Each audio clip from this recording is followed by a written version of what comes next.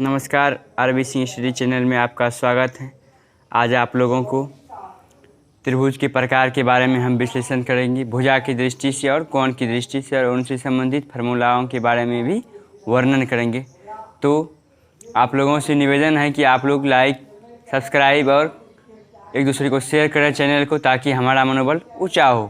तो चलिए बिना वक्त गवाए चलते हैं, त्रिभुज और उसके प्रकार को परिभाषित करेंगे। त्रिभुज यानी तीन भुजाओं से घिरी हुई बंद आकृति को हम लोग क्या कहते हैं? त्रिभुज कहते हैं, जिसमें तीन शीर्ष होते हैं, तीन कोण होते हैं, तीन भुजा होती हैं। उसके बाद भुजा की दृष्टि से आपका त्रिभुज तीन प्रकार का होता है: समबाहु, समद्विबाहु और विषमबाहु त्रिभुज। समबाहु त्रिभुज वह त्रिभुज जिसकी दो भुजा आपस में बराबर, उसे क्या कहते हैं? समबाहु त्रिभुज। समद्विबाहु त्रिभुज जिस त्रिभुज की दो भुजा आपस में बराबर हो उसे समद्विबाहु त्रिभुज कहते हैं। और विषमबाहु त्रिभुज जिस त्रिभुज की कोई भुजा आपस में बराबर नहीं हो, अर्थात अलग अलग हो, उसे क्या कहते हैं? हम विषमबाहु त्रिभुज। तो चलिए त्रिभुज के बारे में विश्लेषण करें। त्रिभुज देखिए ए बी सी आपका है यहाँ त्रिभुज। तीन वह आकृति जो तीन भुजाओं से घिरी हुई, इस प्रकार भी लिख सकते हैं: तीन भुजाओं से घिरी हुई बंद आकृति को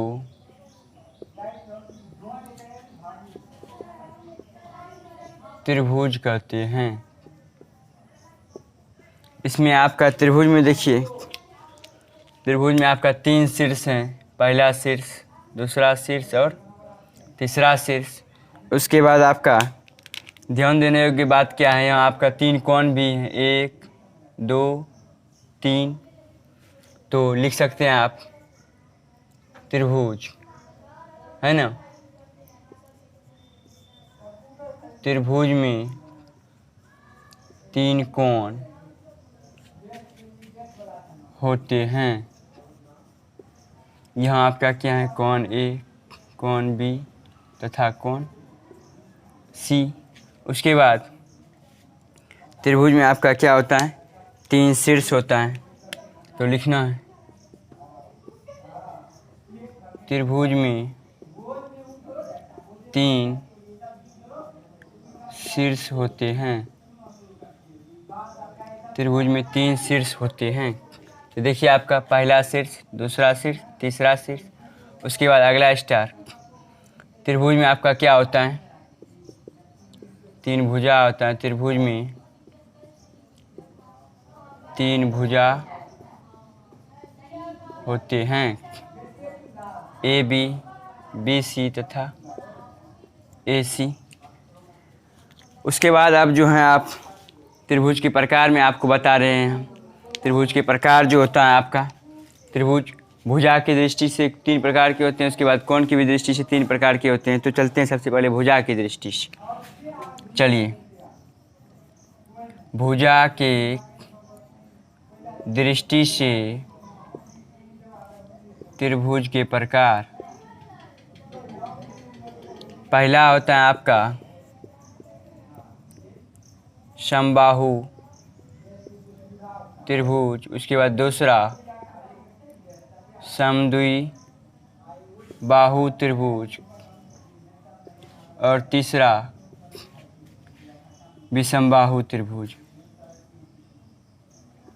विषमबाहु त्रिभुज। अब आपको यहाँ से फिर इन तीनों का भी परिभाषा बताएंगे। सबसे पहले यहाँ ध्यान दीजिए, सम मतलब बराबर और बाहु मतलब भुजा, यानी जिस त्रिभुज की सारी भुजा आपस में बराबर उसे क्या कहते हैं? समबाहु त्रिभुज। उसके बाद सम मतलब बराबर, द्वि मतलब दो और बाहु मतलब भुजा, यानी जिस त्रिभुज की दो भुजा आपस में बराबर उसे समद्विबाहु त्रिभुज कहते हैं। और विषमबाहु त्रिभुज मतलब जिस त्रिभुज की कोई भी भुजा आपस में बराबर नहीं, अर्थात सभी भुजा क्या हो? अलग अलग, उसे क्या कहते हैं? विषमबाहु त्रिभुज। तो चलिए सबसे पहले आप यहाँ तक नोट कीजिए, उसके बाद आगे आपको बताएंगे। चलिए अब त्रिभुज के प्रकार को परिभाषित करते हैं। पहला है आपका समबाहु त्रिभुज। समबाहु त्रिभुज, सम मतलब बराबर, बाहु मतलब भुजा। जिस त्रिभुज की सभी भुजा आपस में क्या हो? बराबर, उसे क्या कहते हैं? समबाहु त्रिभुज। यानी लिखिए यहाँ, जिस त्रिभुज की सभी भुजाएं आपस में बराबर हो उसे समबाहु त्रिभुज कहते हैं। उसके बाद देखिए हम आपको फिगर बनाते हैं।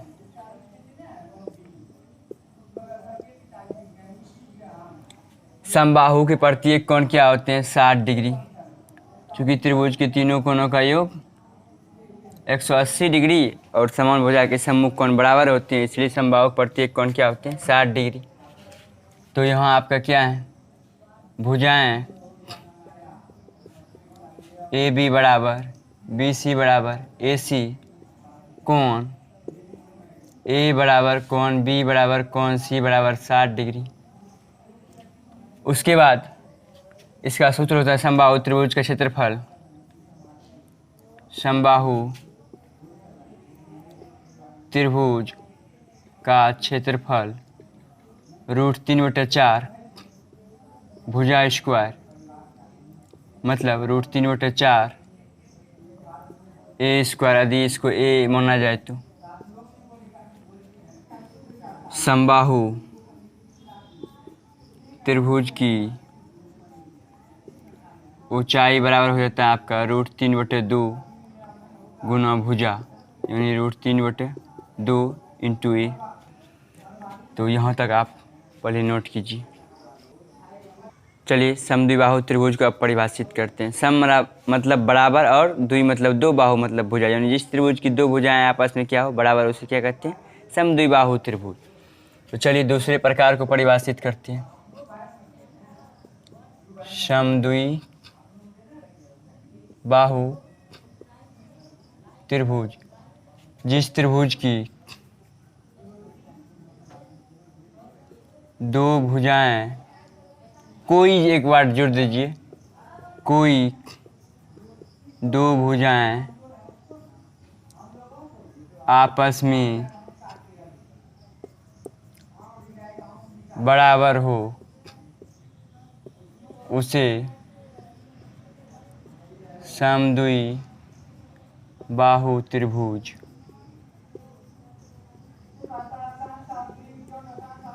कहते हैं।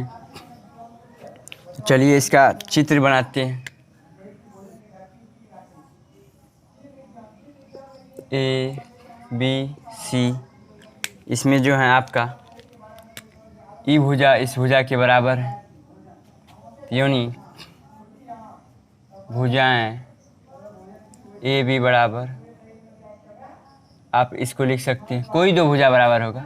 ई इसके बराबर हो सकता है, ए इसके बराबर हो सकता है, या ए इसके बराबर हो सकता है। पिक्चर के अनुसार फिलहाल हमने जो बनाया है ए बी बराबर आपका क्या है? ए सी। ए बी बराबर आपका क्या है? ए सी। उसके बाद इसका कोण अलग अलग हो सकता है।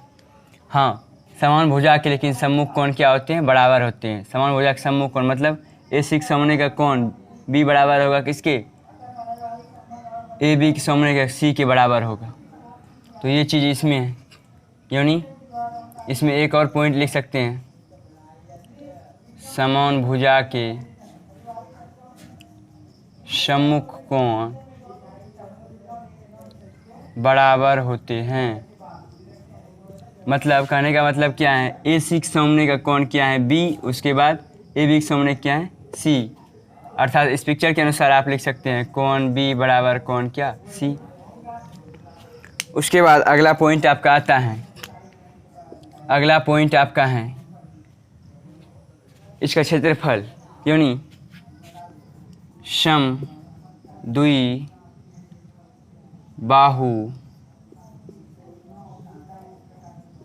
त्रिभुज का क्षेत्रफल।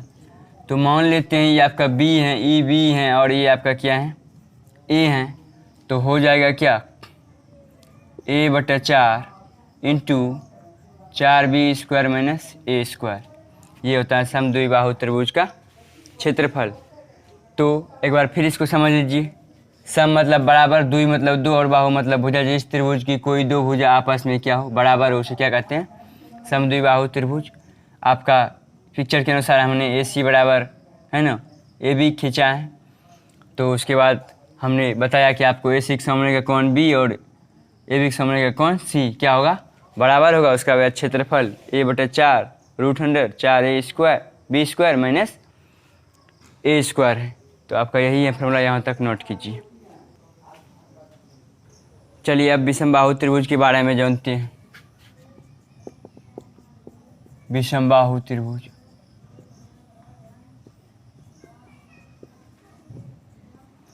तो जिस त्रिभुज की सभी भुजा क्या हो, अलग अलग हो, अर्थात कोई भी भुजा आपस में बराबर नहीं हो, उसे क्या कहते हैं, विषमबाहु त्रिभुज। तो चलिए लिखिए, जिस त्रिभुज की कोई भी भुजा आपस में बराबर नहीं हो, अर्थात सभी भुजा अलग अलग हो, उसे विषमबाहु त्रिभुज कहते हैं। विषमबाहु त्रिभुज कहते हैं। तो इसका चित्र बनाते हैं। ए बी सी, इसमें कोई भी भुजा आपस में बराबर नहीं है। तो विषमबाहु त्रिभुज के लिए कुछ फार्मूला होता है, उसको हम बताते हैं। सबसे पहले विषमबाहु त्रिभुज का क्षेत्रफल निकालने के लिए अर्ध परिमाप निकाला जाता है। अर्ध परिमाप बराबर होता है आपका, है ना, पहली भुजा जोड़ दूसरी भुजा जोड़ तीसरी भुजा बटे 2, यानी S बराबर A + B + C/2। उसके बाद इसके लिए त्रिभुज के क्षेत्रफल के लिए फॉर्मूला लगाएंगे। त्रिभुज का क्षेत्रफल बराबर √100 S × S - A S - B S - C। S क्या है आपका, अर्ध परिमाप, ठीक ना। S क्या है आपका, अर्ध परिमाप, यानी S बराबर पहली भुजा जोड़ दूसरी भुजा जोड़ तीसरी भुजा बटे 2। उसके बाद S × S - A S - B S - C, इसी को कहते हैं हम लोग क्या, हिरोन का सूत्र भी कहते हैं। उसके बाद ध्यान देने की बात क्या है, त्रिभुज की यदि हम साधारणतः बात करें तो त्रिभुज के परिमाप बराबर क्या होता है, तीनों भुजाओं का योग। इसको भी लिख लेते हैं। त्रिभुज की परिमाप बराबर तीनों भुजाओं का योग। त्रिभुज के परिमाप बराबर क्या होता है, तीनों भुजाओं का योग। बहुत महत्वपूर्ण ये सारे फार्मूला हैं, इसको आप लोग नोट कीजिए। चलिए अब कोण की दृष्टि से त्रिभुज के प्रकार के बारे में जानते हैं। सबसे पहले आपका होता है न्यून कोण, उसके बाद समकोण और अधिक कोण। तो हेडिंग कीजिए आप लोग क्या, कोण की दृष्टि से त्रिभुज के प्रकार। कोण की दृष्टि से त्रिभुज के प्रकार। पहला आपका होता है न्यून कोण, न्यून कोण। उसके बाद दूसरा आपका होता है समकोण, और तीसरा होता है आपका अधिक कोण त्रिभुज, अधिक कोण त्रिभुज। उसके बाद इसमें भी लिखिए, त्रिभुज लगा दीजिए, और यहाँ भी त्रिभुज। तो चलिए, न्यून कोण त्रिभुज, जिस त्रिभुज का प्रत्येक कोण 90 डिग्री से कम हो और 0 डिग्री से अधिक हो, न्यून कोण त्रिभुज। तो चलिए डिफिनेशन इसको लिखते हैं। जिस त्रिभुज के सभी कोण 0 डिग्री से अधिक लेकिन 90 डिग्री से कम हो, उसे न्यून कोण त्रिभुज कहते हैं। उसके बाद समकोण त्रिभुज, जिस त्रिभुज का एक कोण 90 डिग्री हो उसे क्या कहते हैं? समकोण त्रिभुज। तो लिखिए, जिस त्रिभुज का एक कोण 90 डिग्री हो उसे समकोण त्रिभुज कहते हैं। उसके बाद अधिक कोण आपका क्या हो गया? जिस त्रिभुज का एक कोण 90 डिग्री से अधिक हो उसे क्या कहते हैं? अधिक कोण त्रिभुज। जिस त्रिभुज का एक कोण 90 डिग्री से अधिक हो उसे अधिक कोण त्रिभुज कहते हैं। तो यही है आपका कोण की दृष्टि से त्रिभुज के प्रकार। आप लोग नोट कीजिए और आप लोगों से निवेदन है कि चैनल को लाइक, सब्सक्राइब और शेयर करें ताकि हम आप लोगों के लिए और बेहतर से बेहतर वीडियो बनाएं। अन्य फार्मूला आपको अगले वीडियो में मिलेंगे। धन्यवाद।